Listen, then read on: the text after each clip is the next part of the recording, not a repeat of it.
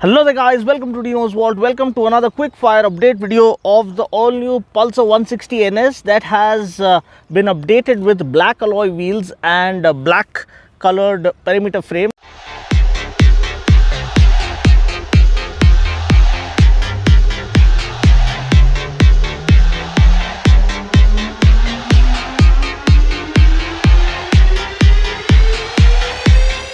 Now we all kept complaining that the black alloy wheels and the black color perimeter frame looked far more better in terms of visual appeal, and now we get this grey color variant with this black alloy wheels and the black colored perimeter frame. But whether we get the rest of the colors, the red, the matte red and the matte blue and the matte white, I love the white color the way it has come out, but getting the black wheels and the black perimeter frame I think will really enhance the visual appeal of the rest of the colors as well. As of now, the official website has not been updated. It has been updated only the black wheels for this color scheme, but the rest of the color schemes like the matte red and the matte blue and the matte white continue to get white wheels.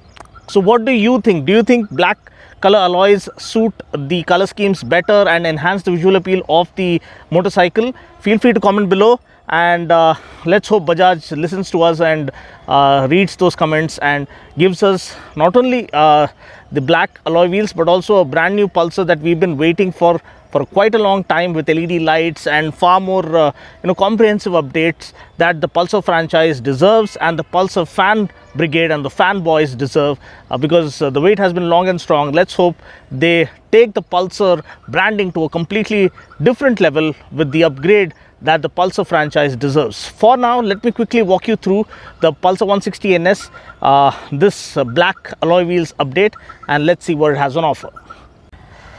So this is just a quick fire update video of the all new Pulsar 160 NS that has been updated with black alloy wheels that you can see there and the black colored perimeter frame. Earlier, I think as far as my memory goes, we used to get white wheels from the 2021 update, as well as the white colored perimeter frame, which didn't go well with the rest of the paint scheme that the bike gets. Now it looks far more stealthy, far more more appealing than before, and far more classy and well put together with the black treatment given to the alloy wheels and the perimeter frame.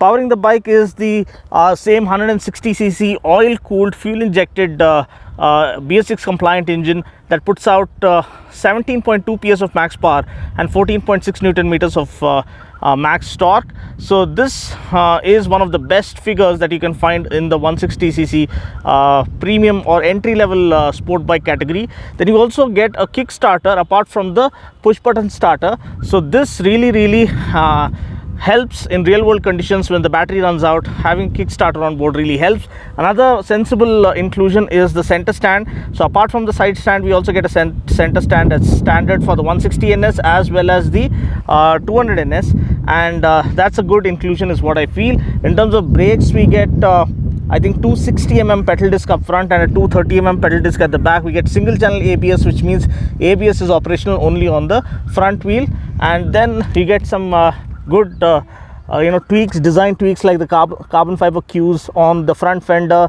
You have this carving here, so enhancing the visual appeal. But the forks, I don't think these are 41mm forks, so this is kind of a disappointment. The bike, the kind of power plant it has on offer, it's stellar performance. It deserves a minimum of 41mm forks. Let's hope they offer that in the future. Also, the tires, we get a puny 120/80 tire, and these are not even radial tires. These are standard MRF Nilo grip tires, which doesn't complement the sporty character or the handling characteristics that are absolutely brilliant on the 160 NS. I've been a fan right from its very inception. So this deserves a radial tire. A minimum of a 140 section rear tire is what it deserves. Then to offer better road grip and complement the handling characteristics that the perimeter frame has on offer, we also get this neatly laid out box section swing arm. And further aiding in mass centralization concept is the monoshock Nitrox gas charge monoshock, which offers superb balance and handling characteristics. Again, the underbelly exhaust again highlights the mass centralization concept, and kind of slightly lowered center of gravity to offer more balance and better handling. The ground clearance is more than sufficient you can see here. So that's not something that you need to bother about. You also get an engine cowl which is made up of plastic, but it is well sturdy and good quality plastic, not very brittle. Also other fit and finish, what I really like is the seats. These are straight out of the KTM bikes with the textured pattern and the kind of carving here, and offers more room for the rider and adequate room for the pillion. The grab bars finished in matte black look absolutely stunning. Again, you have this trademark LED strips at the back. Still get only clear lens indicators. I believe Pulsar deserves LED turn indicators now. I also love this the number plate holder, the kind of finishing that they given here, and also the carbon fiber cues look good. Then the face of the Pulsar, the Naked Wolf, is that it looks good, but it deserves LED lamp update. So because almost every other bike is getting that, so Pulsar usually paves the way for ahead of its class features and specs, and almost setting new benchmark in each of its segment. So I hope the comprehensive update that's coming our way for the future Pulsars is gonna again pave the way and set new standards in the segment. Then Speedo console again needs to be updated. We get a part analog, part digital console, which is decent enough, but looks a little outdated now. It's been there for quite a long time, since 2012 or 13 when the 200NS launched. We have the same console here. Backlit switches, high beam flasher, and Indian kill switch, everything here on board. And that's pretty much it. This wraps up the quick fire overview of the 160NS that now comes updated with black alloy wheels and perimeter frame. You can check out my first ride review of the 2021 160NS by following the link mentioned in the description portion below.